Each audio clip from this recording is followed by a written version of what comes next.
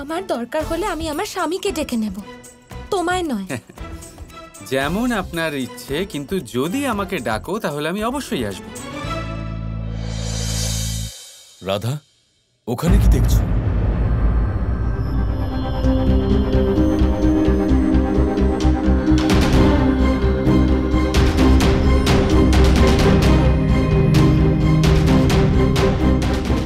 দেখো রাধা, আমি আসনের জন্য এই পবিত্র ঘাস নিয়ে এসেছি। এখন আমাদের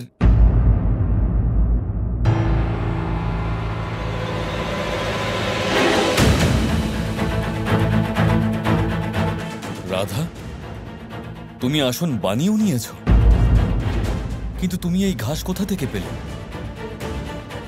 তার মানে ঘাস কৃষ্ণ নিয়ে এসেছিল? রাধা, এই আসন আমাদের একসাথে বানানোর কথা ছিল, আর তুমি নিজেই ঘাস নিয়ে এসে নিজেই আসন বানিয়ে ফেললে। এটাতে আমার যোগদান কি রইল তাহলে? কেন রাধা, কেন করলে তুমি এটা? আয়ান, আসলে ব্যাপার হলো যে আমি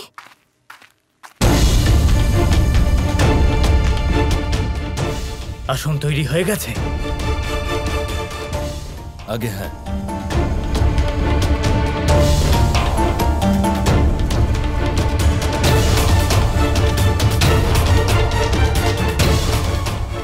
এই নিয়ে।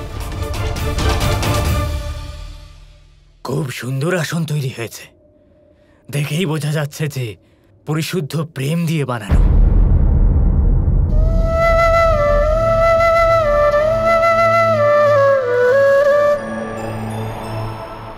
আমি যা কিছু করছি প্রেমের জন্যই করছি রাধা।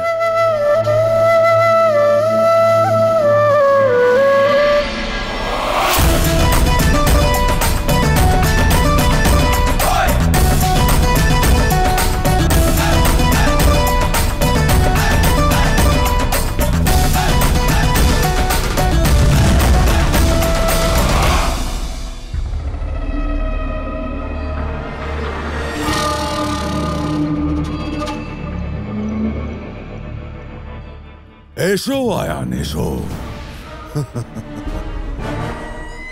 আমি তোমাকে তোমার বিবাহের উপহার দেবার জন্য ডেকেছি।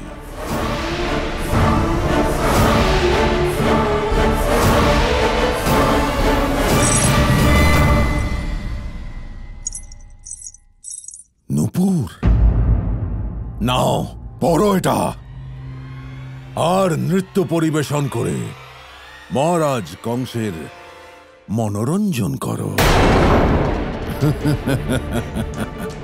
পরে নাও এটা, এইটাই তোমার উপহার আয়ান। মহারাজ, আপনি আমার এত ঘোর অপমান কেন করছেন?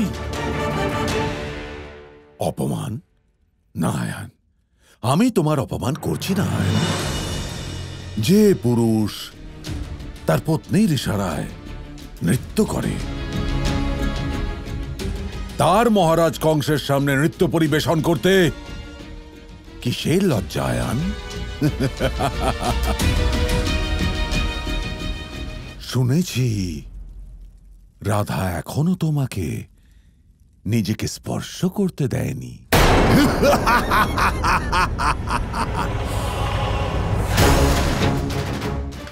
বিবাহের পরে পত্নী পতির সম্পদ হয়। আমার কাজ ছিল রাধার সাথে তোমার বিবাহ করানো, আর সেটা আমি করিয়ে দিয়েছি। আর এখনো রাধা তোমার নয়, ওই কৃষ্ণের হয়ে আছে। রাধার মনে এখনো কৃষ্ণ আছে, তাই না?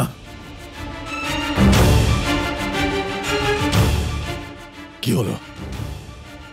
ক্রোধ হচ্ছে তোমার?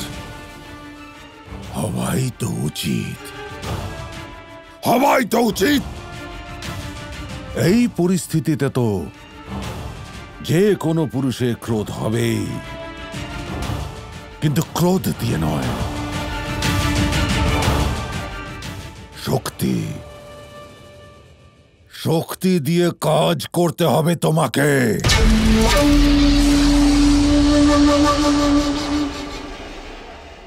আর আমাদের পরিকল্পনার জন্য এটা এটা খুব জরুরি।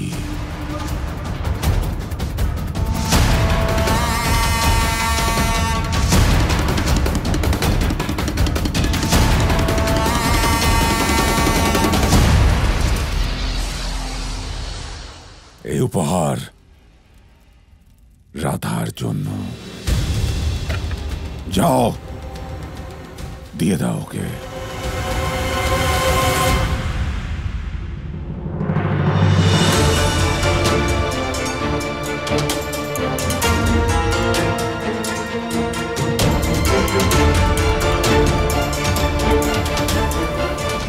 যতক্ষণ না তোমাকে প্রেমের সঠিক অর্থ বোঝাচ্ছি, তোমার মনকে অস্থির করার অধিকার আমার আছে রাধা।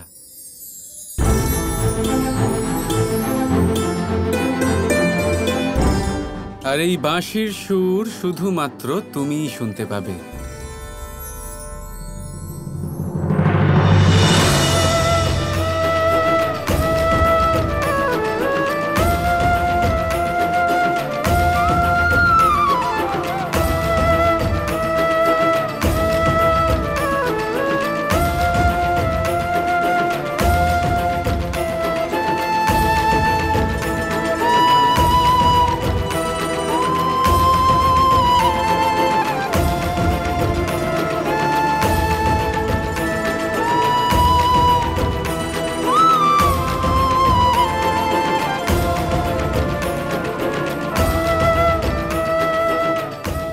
এইভাবে আমার মনের অধীর হওয়া উচিত নয়।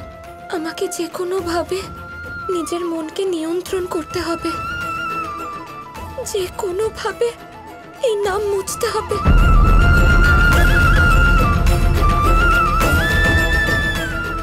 এই দুটি শব্দ তোমার হাতে মেহেন্দি দিয়ে লিখে সারা জীবনের জন্য এক হয়ে যাব।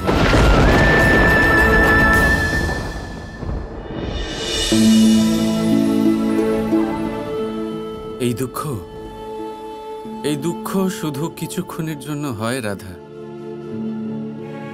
কিন্তু এই প্রেম অনন্তকাল অবধি থাকবে। আর এটাকে অনুভব করা এখনো বাকি আছে।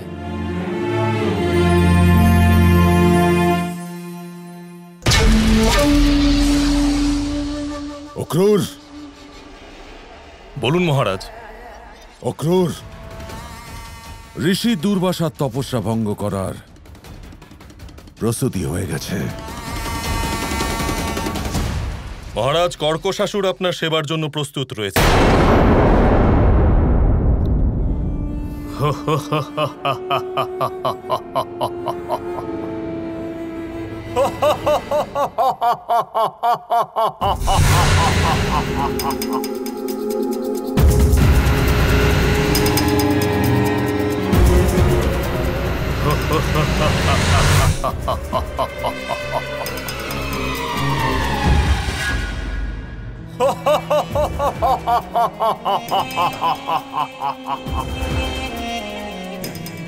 মহারাজ কংসকে কর্কশাসুরের প্রণাম স্বীকার করুন। কর্কশাসুর, তুমি নিশ্চয়ই জানো তোমাকে কি করতে হবে। তোমাকে তোমার কণ্ঠ দিয়ে এমন তীব্র, কর্কশ আর ভয়ঙ্কর ধ্বনি বার করতে হবে যাতে ওই ঋষি দুর্বাসার তপস্যা ভঙ্গ হওয়ার সঙ্গে সঙ্গে ও যেন শুনতেও অক্ষম হয়ে যায়। মহারাজ, আমার মনে আছে, কিন্তু ওই কপট কৃষ্ণ ওখানে আছে। আর কাজ পূর্ণ হওয়ার পূর্বেই যদি ওই কৃষ্ণ আমাকে দেখতে পায়, তাহলেও আমার জীবন শেষ করে দেবে। তুমি এর চিন্তা করো না, আমি ওই কৃষ্ণের মন অন্যদিকে ঘুরিয়ে দেব। তুমি শুধু তোমার কাজে মন দাও। রাধা কৃষ্ণ কৃষ্ণ কৃষ্ণ কৃষ্ণ